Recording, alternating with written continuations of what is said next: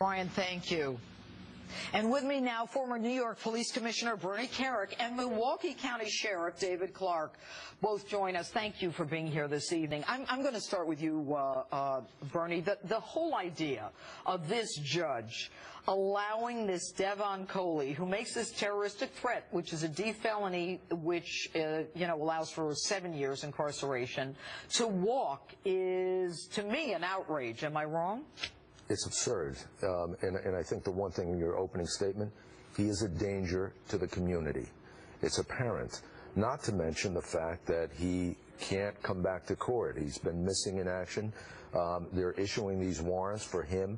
That in itself is reason enough. The flight risk is reason enough. But the gun possession, the threats on the cops, he is a danger to the community, and I don't understand how a judge doesn't see that. Well, here's a judge who had released him before without bail, and then you've got the mayor, Bernie, who comes down and says, oh, he's not a flight risk, when all you have to do is a little digging, as I did. The guy with 3 felonies in the last few months since he turned 18. He's under indictment for 2 right now. He'll be under indictment for 3.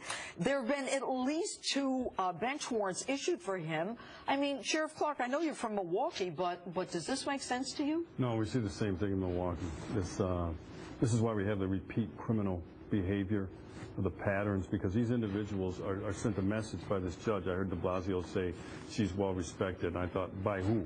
All right, when these individuals come out and they get slapped on the wrist for this felonious conduct, it sends a message that the criminal justice system is not going to adequately punish them, and so they go out and repeat the same crime. And, one of the criteria, and I have the bail statute right in front of me, it involves the principal's history of use or possession of a firearm. This kid didn't just have a firearm. He's charged with the possession of a loaded firearm. And don't give me this hogwash, he wasn't convicted yet. What should we wait until he's convicted and then come back and say that this should have been considered? The truth is that the image he shows is a guy shooting a cop with a firearm. And the other thing is that I think you brought out in your statement, I really want to know what he's been through in the past. He didn't just start this behavior at 18 years old.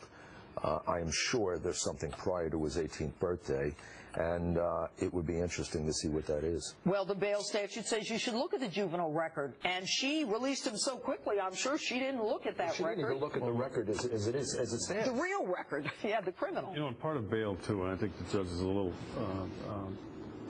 wrong in that is they can't consider the seriousness of the crime that they're setting the bail for, not just to ensure that they will return back to court. But the thing that angers me over these types of decisions is the people who make these decisions, Judge, when this guy goes out and repeats this felonious conduct and finally takes somebody's life, all right, it's going to be somebody in the community. It isn't going to be the judge. It's not going to be her family or his family. It's going to be somebody else who, we had the chance to get this guy off the street, and we won't do what we need to do to protect the community. It's always the best interest of the criminal, and it's never the best interest of the community. I think this has been a one-way street for a long time, and we could see with the crime that goes on. You watch the crime rates start to skyrocket with these types of decisions. Well, there's no question that's going to happen. But Sheriff Clarke and Commissioner Clarke, stay with us. We'll be right back. And more on the growing threat to police across this nation.